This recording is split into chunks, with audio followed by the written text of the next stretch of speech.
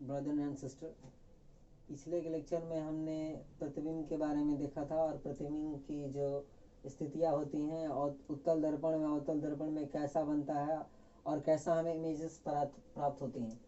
अब हम आज का टॉपिक जो है हमारा है फोकस दूरी। फोकस दूरी का अर्थ यह हुआ कि मान लीजिए कोई दर्पण है, मान लीजिए उत्तल दर्पण या अवतल दर्पण, तो उसके द्वारा जब प्रकाश की किरणें, मान लीजिए उत्तल दर्पण या अवतल दर्पण में प्रकाश की किरणें मुख्य अक्ष के समानांतर आ रही है। मुख्य अक्ष बताया था आप लोगों को। मुख्य अक्ष क्या होता है कि जो दर्पण होता है, दर्पण का मध्य बिंदु और जो गोलीय दर्पण का जो केंद्र होता है, उन दोनों को मिलाने वाली सीधी जो रेखा होती है, ये दर्पण है। ये कौन सा दर्पण है? ये अवतल दर्पण है। अवतल दर्पण, ये इसका ध्रुव मतलब मध्य बिंदु और इसका ये क्या है? केंद्र। इन दोनों को मिलाने वाली रेखा को हम क्या कहते हैं? मुख्य अक्ष कहते हैं, यानी कि प्रिंसिपल एक्सिस। तो इसी के जब समानांतर कोई प्रकाश की किरणें आएंगी, कैसा कि मुख्य अक्ष के समानांतर आती हुई प्रकाश की किरणें, ये मुख्य अक्ष है। मुख्य अक्ष मतलब सीधा लाइन है, सीधा। समानांतर मतलब कि एक समान अंतर पर ये जैसा है उसी के अंतर पर ये क्या आ रहा है? आ रही है प्रकाश की किरणें। तो क्या है कि जब प्रकाश की किरणें मुख्य अक्ष के समानांतर आती हुई दर्पण से, ये दर्पण है, दर्पण से परिवर्तन के बाद जिस बिंदु पर मिलती है, देखिए दर्पण से क्या है? परिवर्तित हुई है। परिवर्तित मतलब होता है, पिछले आपने जाना है कि लौटना, तो दर्पण से ये परिवर्तित हुई है। परिवर्तन के बाद जिस बिंदु पर मिली है, इधर से भी एक प्रकाश की किरणें जा रही है, ये और ये किए, तो दोनों जाकर जिस बिंदु पर मिली है या जिस बिंदु से पर मिलती हुई प्रतीत होती है, तो उसको हम कहते हैं फोकस दूरी। यहाँ पर ये आकर मिल गई तो इसको हम क्या बोलते हैं? फोकस दूरी। मतलब कि यहाँ पर इसका क्या है, दोनों जो लाइट रेज है, बहुत सारे लाइट रेज आ रही हैं, आकर एक पॉइंट पर मिल गई, तो उसका क्या होता है? फोकस दूरी होता है। ये इसका डिस्टेंस है, ये दूरी है। मतलब इसका कितना दूरी पर आकर ये एक पॉइंट पर मीट किया है, तो ये हो गया एफ। इसको हम एफ से सूचित करते हैं, एफ से, यानी कि फोकस दूरी को यदि इंग्लिश में हमें कहना होगा। देखिए, हम आप लोगों को बार बार सोचते होंगे कि हम इंग्लिश और हिंदी क्यों बताते हैं, क्योंकि हमारे भविष्य के लिए जो हम यदि हायर क्लास में जाएंगे तो ये हम फोकस दूरी वहां पर नहीं पढ़ेंगे। हायर क्लास में आपको क्या कहा जाता है? आपको थ्योरी पढ़ना पड़ेगा। जब थ्योरी आप डीप नॉलेज में लेंगे तो आपको वहां पर इसको इंग्लिश में जानना जरूरी है। इसीलिए देखिए, तो जो फोकस दूरी होता है हम उसको बोलते हैं फोकल लेंथ। ये इसका क्या हो गया? लेंथ हो गया, दूरी, डिस्टेंस। और ये जो आर है, ये क्या है? Radius of curvature. ये तो रेडियस है। ये गोलीय जो होता है, स्फेरिकल जो मिरर होता है, इसका ये रेडियस है। मतलब एक सरकमफेरेंस और इसके सेंटर से मिलाने वाले डिस्टेंस को हम क्या बोलते हैं? रेडियस बोलते हैं। तो ये इसका रेडियस है। अब देखिए, हम इसको प्रूव करेंगे ये कि जो दर्पण का फोकस दूरी होता है, ये वक्रता त्रिज्या जो है, रेडियस ऑफ कर्वेचर की आधी होती है। तो इसको प्रूव करने के लिए कुछ हमारे पास, हमें आप लोगों ने 9th क्लास में कुछ बेसिक रे के बारे में जाना होगा। रे के बारे में जानने के बाद आप उसको त्रिभुज के बारे में जाना होगा। त्रिभुज की प्रॉपर्टीज आपने जाना होगा, ट्रिगोमेट्रीज की प्रॉपर्टीज। तो यहाँ पर हम कुछ प्रॉपर्टीज का यूज करेंगे और ये सबसे सिंपलेस्ट है थ्योरम उसका, कि जो फोकस दूरी जो होती है वह वक्रता त्रिज्या की आधी होती है। देखिए, गोलीय दर्पण में सीबी अवतल दर्पण की त्रिज्या है। ये गोलीय दर्पण हो गया।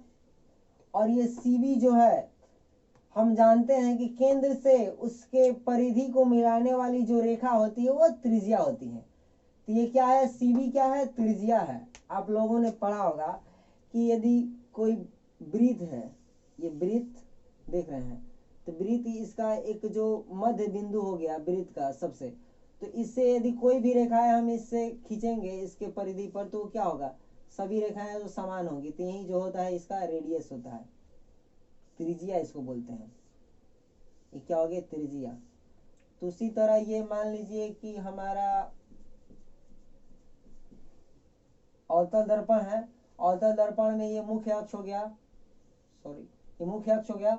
तो मुख्य अक्ष में मान लीजिए ये जो पॉइंट है, ये यही हम इसको क्या बोले हैं, ये बोले हैं सी है, सेंटर है, और ये बी पॉइंट है। तो ये क्या हो गया, सी बी जो हो गया इसकी रेडियस होगी। उसी तरह ये भी क्या है, सी बी इसमें रेडियस है। रेडियस मतलब त्रिज्या है। अब देखिए त्रिज्या का मतलब तो आप लोग समझ गए होंगे। अब पहले आप लोगों ने, पहले हमने बता दिया है कि जो परिवर्तन के नियम दो होते हैं, आपतित किरण और परावर्तित किरण और आपतन बिंदु पर खींचा गया विलंब, तीनों एक ही तल में होते हैं। और ये दूसरा ये भी नियम है कि जो आपतन कोण का जया और परावर्तन कोण का जया दोनों क्या होता है, सेम होते हैं, बराबर होता है। मतलब रिफ्लेक्टेड एंगल और रिफ्रैक्टेड एंगल क्या होते हैं, दोनों सेम होता है। आई इंसिडेंट एंगल और रिफ्लेक्टेड एंगल दोनों क्या होते हैं, सेम होते हैं, दोनों बराबर होता है। तो परिवर्तन के दूसरे नियम से हम जानेंगे कि जो कोण ये ए बी सी, अब एक चीज और हम बता देते हैं कि आपने 9th क्लास में पढ़ा, जो एंगल होता है, जहां से एंगल कोई भी पार्ट में एंगल बनता है तो हम कहां पर लेते हैं, एंगल को बीच में लेते हैं। तो ए बी तो लेंगे ए और बी जो एंगल है उसको बीच में लेंगे, बीच में यहीं पर, यहाँ पर इसका क्या हो, झुकाव हो रहा है। तो ये बी इसका एंगल हो गया, और सी, तो ए बी सी जो एंगल होगा बराबर है, हम दिखाए हैं, ए बी सी जो एंगल है आपका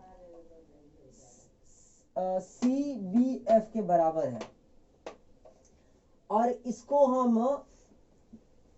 हम एकांतर कोण भी बोल सकते हैं, मतलब एक ही अंतर पर दोनों क्या है, एंगल्स बना रहे हैं, तो इसको हम एकांतर कोण भी बोलेंगे। ठीक।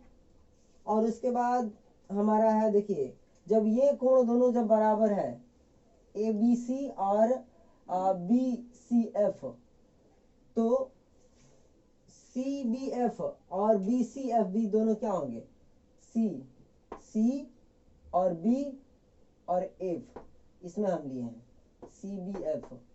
ये एंगल बराबर है, किसके बराबर है, बी सी एफ के क्या है, दोनों इक्विवेलेंट है।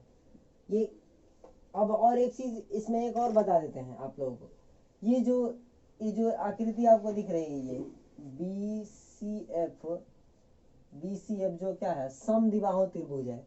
समद्विबाहु का त्रिभुज का मतलब होता है कि जिसकी दो भुजाएं क्या हो, आपस में बराबर हो। समद्विबाहु, देखिए जैसे मैं बना दे रहा हूं यहाँ पर,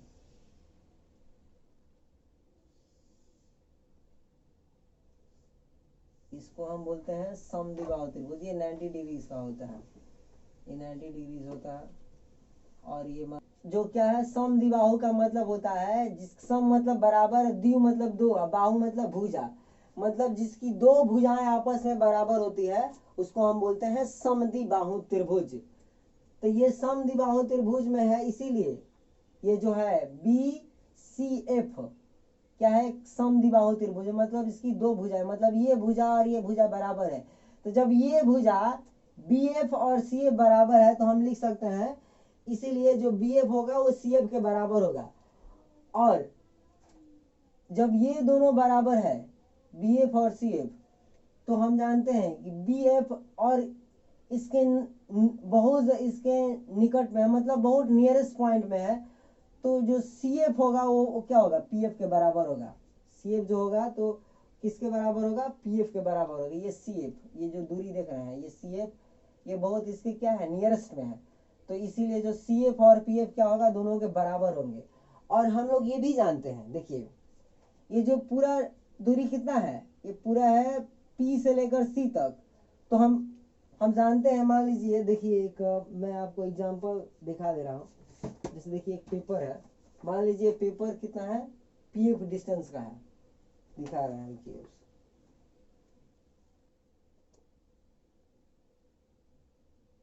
देखिए ये क्या हो गया, पी एफ, ये पूरा पी एफ डिस्टेंस है। तो पी एफ में मान लीजिए कि एक पॉइंट यहाँ पर, सॉरी पीसी है, पीसी है, मान लीजिए ये P है और ये C है, इसके बीच में क्या है, C पॉइंट है,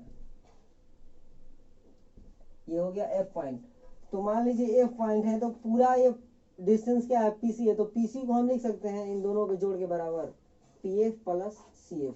तो वही हमने क्या किया, मान लीजिए कि पूरा ये ऐसे इसको हमको 3 बार फोल्ड कर देंगे इसको, देखिए कि 3 बार जो फोल्डिंग होगा तो पूरा इनके दोनों के एडिंग के बराबर ही होगा, ये 3 बार जो 1 2 3, तो तीनों का एडिंग के बराबर होगा। तो हम लिख देंगे इसको कि जो पूरा ये डिस्टेंस है आपका PC जो है PC बराबर होगा CF प्लस PF के, CF प्लस PF।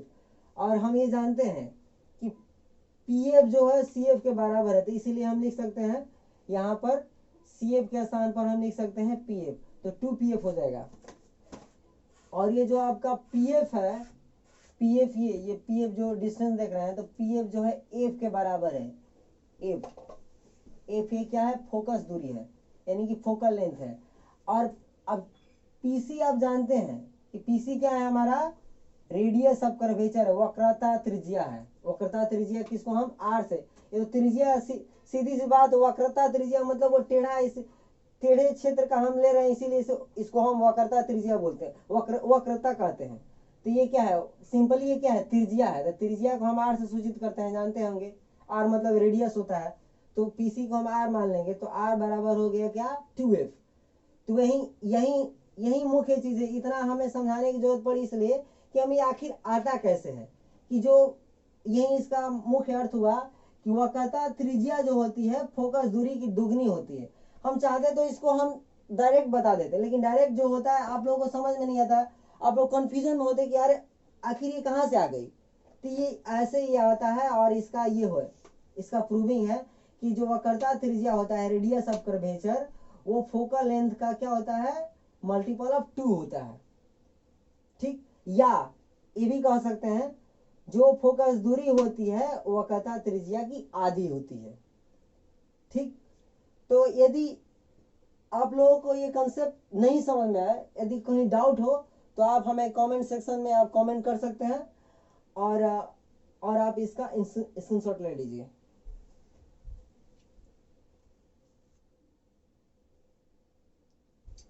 तो आप लोग स्क्रीनशॉट ले लिए होंगे। आप बताना चाहते हैं कि देखिए आज का ये टॉपिक रहा, हम नेक्स्ट वे हम इसका अगला टॉपिक को कंटिन्यू करेंगे। आज के लिए इतना ही, जय हिंद।